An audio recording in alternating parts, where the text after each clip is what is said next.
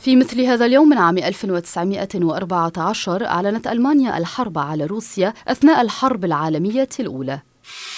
في مثل هذا اليوم من عام 1943 بدأت المباحثات التي دعا إليها رئيس وزراء مصر مصطفى النحاس مع عدد من الدول العربية المستقلة، وذلك لبحث الصيغة المناسبة لتحقيق الوحدة العربية، وتمخض عن ذلك في وقت آخر تأسيس جامعة الدول العربية.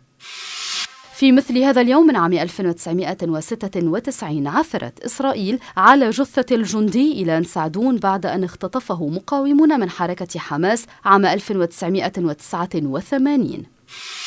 في مثل هذا اليوم من عام 2015 انطلقت الاحتجاجات في بغداد ومحافظات وسط وجنوب العراق، وذلك للمطالبة بتحسين الخدمات وتقليل مخصصات المسؤولين والسياسيين.